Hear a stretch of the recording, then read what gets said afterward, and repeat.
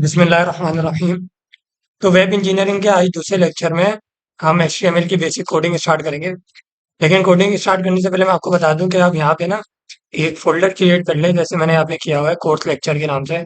मैं जितने भी आपको लैब मैनुअल या स्लाइड वगैरह भेज रहा हूँ, वो आप यहाँ पे सारे सेव करते रहें ताकि आपके पास एक जगह सारा मतलब पढ़ने के लिए, प्रैक्टिस करने के लिए मटेरियल मौजूद हो। इससे आपको भी पूरे कोर्स के एंड तक आसानी रहेगी ताकि मटेरियल आगे पीछे ना हो।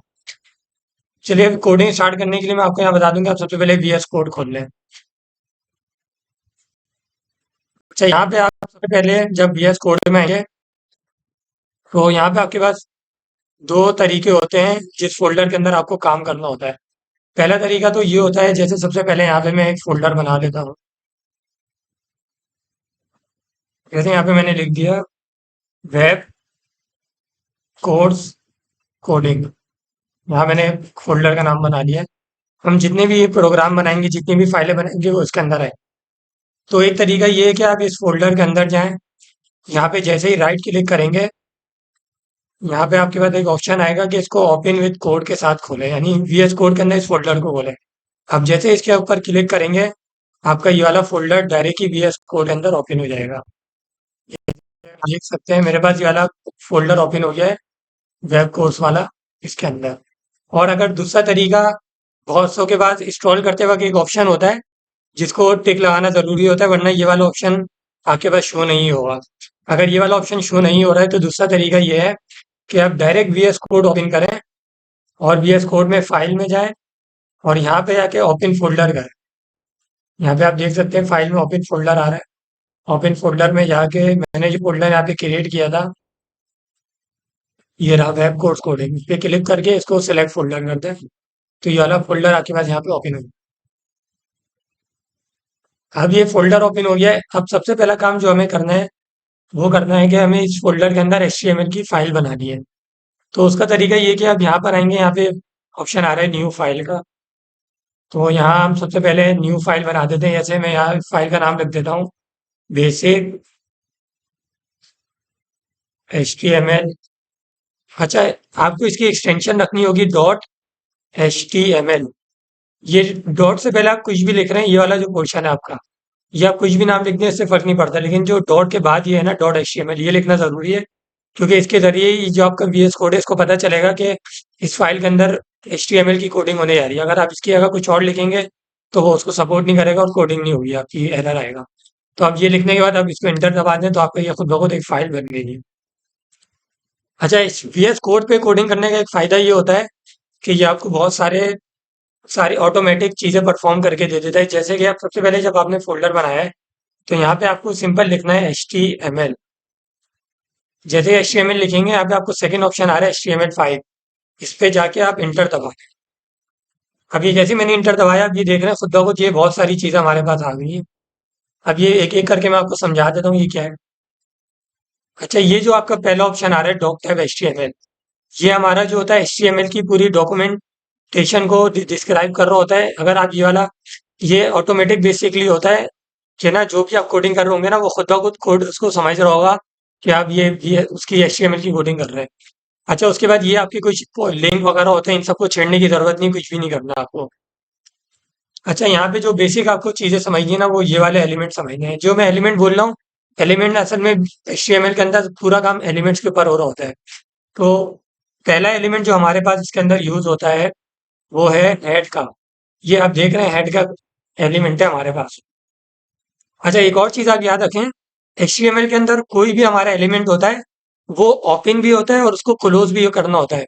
तो जो ओपन ब्रैकेट होता है वो इस तरीके से होता है, जैसे हेड का एलिमेंट या टैग है आपका, इसको आपने इस ब्रैकेट के अंदर हेड लिखा, फिर जो भी अंदर आपको लिखना है वो लिखा हुआ होगा। और उसके बाद जब आप इस टैग को बंद करेंगे ना, तो बिल्कुल उसी तरह बंद करेंगे जैसे ओपन किया था। लेकिन उससे पहले यहाँ पे एक स्लैश डाल देंगे, तो इसका मतलब होगा वाला आपने टैग या एलिमेंट क्लोज कर दिया। इसको आप टैग भी कह सकते हैं, एलिमेंट भी कह सकते हैं। अच्छा, ये तो आपका हेड का टैग हो गया। अब जो हमारा हेड का टैग होता है, इसके अंदर हमारा एक और टैग आता है, वो होता है टाइटल का। ये होता है टाइटल। अच्छा, ये टाइटल का टैग आपका क्या काम करता है, ये मैं आपको मिटा के दोबारा लिख के भी दिखा देता हूँ। आप यहाँ पे लिखेंगे टाइटल, TITLE। तो जैसे ही आपको ऑप्शन आ रहे हैं यहाँ पे, खुद ही आप इंटर प्रेस करेंगे ये खुद ब खुद आपको बना के दे देगा, ओपन टैग भी, क्लोज टैग भी। अब जो भी आपको कोडिंग करनी होगी वो आप इसके बीच में करेंगे, जो भी लिखना होगा। अच्छा, दूसरी चीज मैं आपको बताता हूँ, अपने HTML के अंदर हम जो भी लिखेंगे उसको हमें पता करना है, मतलब हमें देखना भी तो होगा कि वेबसाइट पे वो किस तरीके से शो होगा हमारे पास। तो उसका एक तरीका ये है, जैसे मैं यहाँ पे लिखता हूँ वेब डेवलपमेंट लेक्चर 2। अब ये जो मैंने टाइटल के टैग के अंदर ये चीज लिखी है, ये जब हम वेब ब्राउजर पे आएंगे अपने, यानी मैं गूगल पे इसको खोलूंगा, तो हमारा जो बिल्कुल टॉप की ऊपर वाली चीज होती है, जैसे मैं आपको दिखाता हूँ, या फेसबुक लिखता हूँ मैं अगर, तो आप देख रहे हैं यहाँ पे आपको लिखा हुआ आ रहा है फेसबुक। ये जो चीज आपको लिखी हुई आ रही है फेसबुक, तो ये बेसिकली हमारे पास होता है टाइटल। तो अब मैं आपको अपने जो हमने कोड लिखा है उसको हम किस तरीके से चेक करेंगे ये मैं आपको दिखाता हूँ। तो आप राइट क्लिक करें, राइट क्लिक करने के बाद यहाँ पे आपके पास ऑप्शन आ रहा है ओपन विथ लाइव सर्वर। आप जैसे इस पे क्लिक करेंगे, ये आपका ब्राउजर खोल देगा। अच्छा, यहाँ पे आपको अलाउ एक्सेस कर देना है इसको। देखिए ये हमारा ब्राउजर खुल गया, ब्राउजर में देखें यहाँ पे हमारी वेबसाइट खुल गई जो हमने कोडिंग करी है। अभी खैर हमने कुछ नहीं लिखा, सिर्फ टाइटल लिखा था, तो ये टाइटल ऊपर आपके पास शो हो रहा है, यहाँ पे आप देख सकते हैं वेब डेवलपमेंट लेक्चर 2। सही है, तो ये पहली चीज होती है जो मतलब मोस्टली वेबसाइट वाले बनाते हैं। आप कोई भी वेबसाइट लिखें, सिर्फ फेसबुक नहीं, अगर जैसे मैं व्हाट्सअप भी खोलता हूँ अपना, तो व्हाट्सअप में भी देखें यहाँ लिखा हुआ आ रहा है आपको टाइटल व्हाट्सअप। तो ये इसी तरीके से टाइटल का टैग बना हुआ होता है। अब ये जो इसका ना इमेज आ रही थी, ये हम ये बात की चीज है हम, लेकिन आपको अभी पहले समझना है कि टाइटल किस तरह डिफाइन होता है। अच्छा, हमेशा याद रखें ये जो टाइटल का टैग होता है ना, ये हमारा हेड के टैग के अंदर आता है। हेड का टैग का मतलब आपको नाम से पता चल रहा है कि जैसे इंसान के जिस्म में हेड जो होता है वो सबसे ऊपर की हिस्सा होता है, तो इसी तरह वेब के अंदर हेड का हिस्सा जो होता है सबसे ऊपर वाला होता है। तो आप टाइटल जो होंगे आप हेड के अंदर ही डिफाइन करेंगे। तो ये आपका हेड का टैग हो गया। इसके लिए आपको कुछ नहीं करना है, जैसे मैंने आपको बताया था, एक दफा दोबारा करके बता देता हूँ कि आपको यहाँ पे HTML लिखना है, और ये HTML5 को जैसे ही आप क्लिक करेंगे ये खुद ब खुद बना के आपको दे देगा टाइटल का टैग। आपको बस ये डॉक्यूमेंट लिखा हुआ होगा, इसको मिटा के अपना जो भी आपको लिखना है, वेब डेवलपमेंट लेक्चर 2 कुछ भी लिख सकते हैं आप, वो लिख लेंगे आप, तो ये आपको शो हो जाएगा। अच्छा, जो मैंने आपको यहाँ पे एक एक्सटेंशन डाउनलोड करवाई थी, ये वाली लाइव सर्वर वाली, ये जैसे मैं आपको बताता हूँ, ये लाइव सर्वर, तो इसका क्या फायदा होता है ये मैं बताता हूँ। अभी ये थोड़ी देर में आपको पता चल जाएगा। अच्छा, ये तो आपका हो गया टाइटल का टैग। अच्छा, एक टाइटल के बाद आपका हेड का टैग क्लोज हो जाता है। अब यहाँ पे आता है आपकी बॉडी। इस बॉडी के टैग के अंदर आप जो भी काम करोगे वो हमारा इस यहाँ पे, ये जो व्हाइट स्क्रीन है, यहाँ पे सारी चीजें हमारी बनती चले जाएंगी और आपको वेबसाइट के अंदर शो होगा। तो जिस तरह बॉडी हमारी एग्जाम्पल के तौर पे इंसान के जिस्म में भी दरमियान का हिस्सा होता है, तो इसी तरह वेबसाइट के हिसाब से भी अगर आप इसको समझेंगे तो बिल्कुल ये दरमियान की चीज होती है। तो अब ये बॉडी के टैग के अंदर, अब जैसे मैं आपको बताता हूँ, सबसे इंपॉर्टेंट हमारे पास एक HTML के अंदर टैग यूज होता है हेडिंग का टैग। बेसिकली HTML के अंदर 6 तरह की हेडिंग यूज होती हैं, और उस हेडिंग के टैग को हम लोग यूज करते हैं एच करके। अच्छा, मैं आपको बता दूं हेडिंग का टैग यूज किस लिए होता है। आप जब भी कोई कॉपी वगैरह में काम करते हैं या कुछ भी करते हैं, तो किसी भी डेफिनेशन को लिखने से पहले आप उसकी हेडिंग लिखते हैं। फॉर एग्जाम्पल, अगर आप कोई फिजिक्स की डेफिनेशन लिख रहे हैं तो आप पहले हेडिंग बनाएंगे फिजिक्स, फिर उसके अंदर आप डेफिनेशन लिखेंगे, और उस डेफिनेशन के बाद अगर आपको एग्जाम्पल लिखनी होगी तो आप एक छोटी सी हेडिंग बनाएंगे एग्जाम्पल की। तो इस तरीके से वेबसाइट पे भी अगर आपको कोई चीज डिफाइन करनी होती है तो आप हेडिंग के तौर पे काम करते हैं। तो अब जैसे HTML के अंदर 6 तरह की हेडिंग होती है। जो सबसे पहली हेडिंग होती है वो सबसे बड़ी हेडिंग होती है। फिर H2 वाली जो हेडिंग होती है वो उससे छोटी, इस तरह बड़े से छोटी की तरफ जाते आती है। अब मैं आपको ये करके दिखाता हूँ। यहाँ पे आपको सिंपल लिखना है H1। H1 लिख के आप इंटर प्रेस करेंगे, ये खुद ब खुद आपको H का टैग बना के दे देगा।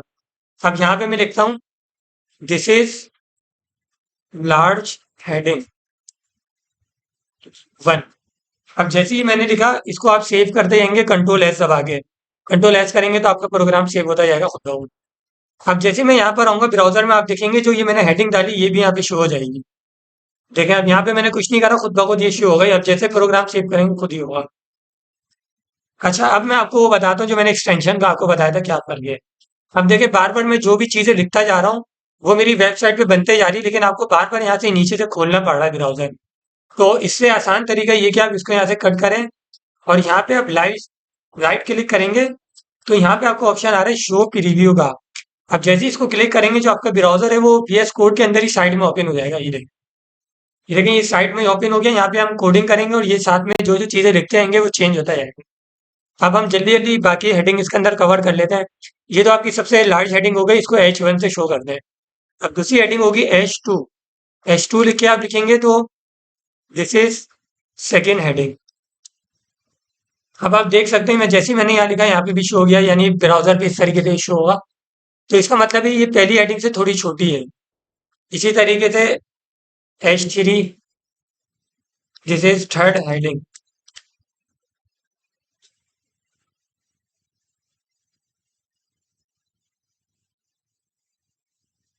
इसके बाद यहाँ पे हमारे पास आएगा H4।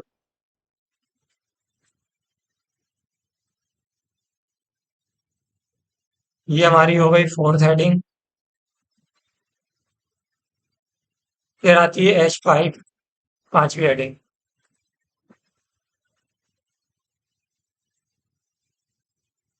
अब देखते हैं यार जिस तरह हम हेडिंग आगे की तरफ जा रहे हैं H1 से H2, 3, 4, 5, 6, इसी तरीके से हमारी हेडिंग का साइज छोटा होता जा रहा है। तो ये जो साइज होता है ये डिपेंड करता है आप किस तरह की वेबसाइट बना रहे हो, उसमें आपको किस तरह की हेडिंग यूज करनी है। तो ये हमारे बेसिक और सबसे एक इम्पॉर्टेंट HTML का टैग था हेडिंग का, जो हमने अभी कवर करा है। ये आपको समझ आ रहा है किस तरीके से ये बड़े से छोटी हेडिंग बनते चले आ रही है।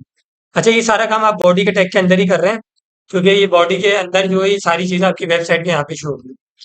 अच्छा एक और चीज मैं आपको अभी शुरू में मैंने कवर नहीं करवाई, एक ये देख रहे हैं नीचे HTML का टैग है। ये भी HTML का टैग आपका खुद ब खुद ऑटोमेटिक होता है। जो भी आपकी हेड का टैग होगा, बॉडी का टैग होगा, या जो भी आप काम कर रहे हो वो सारा HTML के टैग के अंदर कवर हो रहा होगा। शुरू में यहाँ पे HTML आता है और एक एंड में आता है, इसके अंदर ही होता है। आपको इन सबको नहीं छेड़ना है, बस आपको अपना काम जो है यहाँ पे टाइटल लिख के और यहाँ पे अंदर सारे काम कर रहे हो। अच्छा एक ये आपका मेन टैग हो गया जो हमने इसके अंदर कवर कर लिया। और दूसरा जो हमारे पास टैग आता है वो हम इसके अंदर कवर करेंगे, वो होगा हमारे पास पैराग्राफ का। अगर हम कोई पैराग्राफ लिखना चाह रहे हैं तो उसके लिए आपको सिंपल कुछ नहीं करना, आपको सिर्फ पी लिखना है। पी का टैग यूज होता है पैराग्राफ के लिए।